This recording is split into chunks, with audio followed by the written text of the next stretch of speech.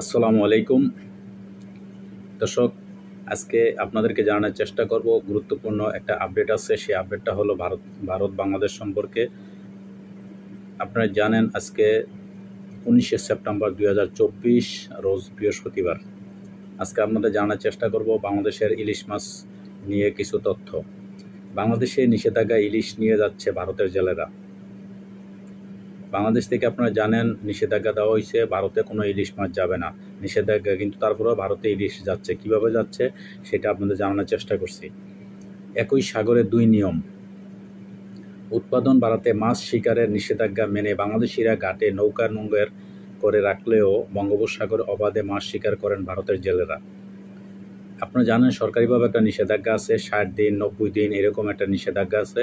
ওই সময় কেউ মাছ ধরতে পারবে না, কিন্তু সেই নিয়মটা বা সেই কানুনটা, নিষেধাজ্ঞাটা বাংলাদেশের জেলেরা মানলো, এটা ভারতের জেলেরা কী করে না, মানে না। তারা না মানেই তারা অবাধে, তারা আইন অমান্য করে, তারা কি করে, নিষেধাজ্ঞা অমান্য করে তারা মাছ ধরতে থাকে। বঙ্গোপসাগরে অবাধে মাছ শিকার করেন ভারতের জেলেরা। নিষেধাজ্ঞা বাংলাদেশ মানলেও সাগরের ইলিশ সহ সব ধরনের মাছ নিয়ে যাচ্ছে প্রতিবেশী ওই দেশ।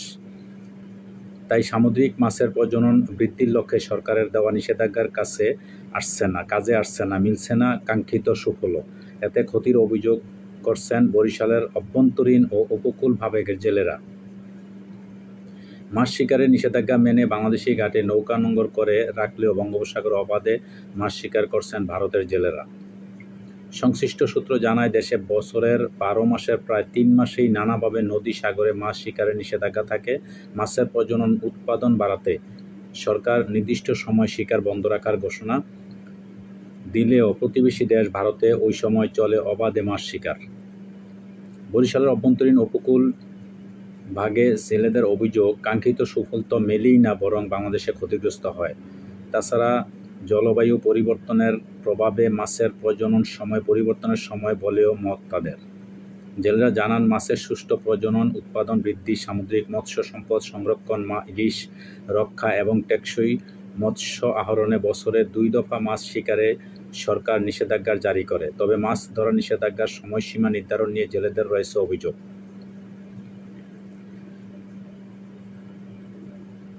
বাংলাদেশে যখন মাছ শিকারের নিষেধাজ্ঞা থাকে তখন ভারতে চলে মাছ শিকারের জানিয়ে স্থানীয় জেলেরা বলেন, 65 দিনের নিষেধাজ্ঞা থাকে আমাদের।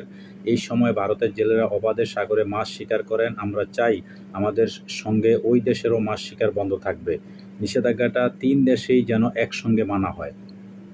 মৎস্য বিভাগের তথ্য মতে ভারতে এলাকা ভেদে 15 এপ্রিল থেকে 14 জুন পর্যন্ত 61 দিন ও মায়ানমারে 16 মে থেকে 31 আগস্ট 91 দিন সাগরে মাছ শিকার নিষেধাজ্ঞা থাকে। অথচ বাংলাদেশে 20 মে থেকে 23 জুলাই 65 দিনের নিষেধাজ্ঞা দেয় সরকার।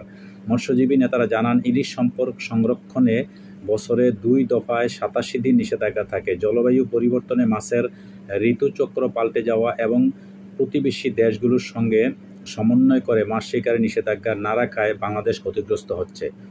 বাংলাদেশে মৎস্য শ্রমিক ফেডারেশনের সাধারণ সম্পাদক SM জাকির হোসেন বলেন, 65 দিনের যে নিষেধাজ্ঞা আছে আমরা এটার সময়সীমা কমাতে চাই এবং একই সময় বাংলাদেশের সঙ্গে যেন ভারত ও মায়ানমারের নিষেধাজ্ঞা থাকে সেদিকে ভেবে দেখা হচ্ছে। বাংলাদেশে ক্ষুদ্র মৎস্যজীবী জেলে সমিতির সাধারণ সম্পাদক বাবুল মীর বলেন, নিষেধাজ্ঞার সময় প্রত্যেক জেলে পরিবারকে 60 কেজি চাল এবং নগদ 5,000 টাকা দেওয়ার দাবি করছি। এ বিষয়ে বরিশাল বিভাগের মৎস্য অধিদপ্তরের উপপরিচালক নূপেন্দ্রনাথ বিশ্বাস বলেন, জলবায়ু প্রতিনিয়ত পরিবর্তন হচ্ছে। এর পরিবর্তনের সঙ্গে ভবিষ্যতে আরও গবেষণা করে এই সময়টা আগে পিছিয়ে করা যেতে পারে। পার্শ্ববর্তী দেশ ভারতের সঙ্গে সমন্বয় কতটুকু করা যায় সেটাও আমরা বিচার বিশ্লেষণ করে নির্ধারণ করব। মৎস্য অধিদপ্তরে তথ্য মতে বরিশাল বিভাগেরও 6 জেলায় 4,21,093 জন মৎস্যজীবী রয়েছেন। আর বিভাগে প্রতি বছর ইলিশ সহ মোট মাছের উৎস হয় 5,92,441 মেট্রিক টন। দর্শক, আপনাদেরকে বলে রাখি যে ইলিশ মাছ, আপনারা অনেকে এরকম সবাই বলেন যে বর্তমানে ভারতে নিষেধাজ্ঞা, ভারতে কোনো ইলিশ যাচ্ছে না, তাহলে বাংলাদেশি ইলিশের দাম কমতেছে না কেন? এই যে মেইন কারণটা এইটা, যার জন্য আমি সরকারকে দৃষ্টি আকর্ষণ করছি এইদিকে যাতে একটু নজর দেয়।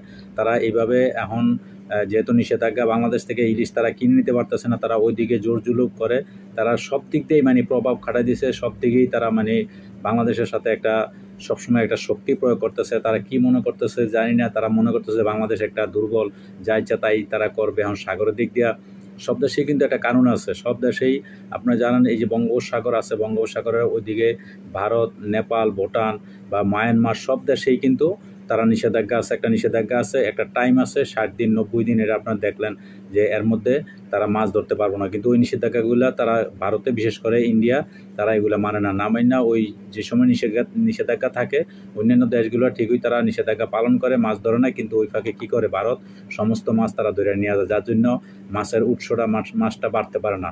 এই 3 মাস যদি মাছ না ধরে, 60 দিন 2 মাস মাছ না ধরে, তাহলে দেখা গেছে সাগরে অনেক মাছের সংখ্যাটা অনেক বাড়বে বা মাছের মোটামুটি গতিবৃদ্ধি অনেক বৃদ্ধি পাবে। কিন্তু সেই সুযোগটা তারা কী করে না, দেয় না। না দেওয়ার কারণে বাংলাদেশ অনেক ক্ষতিগ্রস্ত হইতেছে। তো আমি এই জন্য বাংলাদেশের যে প্রশাসন, তাদেরকে দৃষ্টি আকর্ষণ করছি এই ব্যাপারে, যাতে ভারতের সাথে কথা বলে একটা কোনো একটা ফয়সালা করে। তো দর্শক, আজকে এই পর্যন্তই। ভালো থাকবেন। আল্লাহ হাফেজ।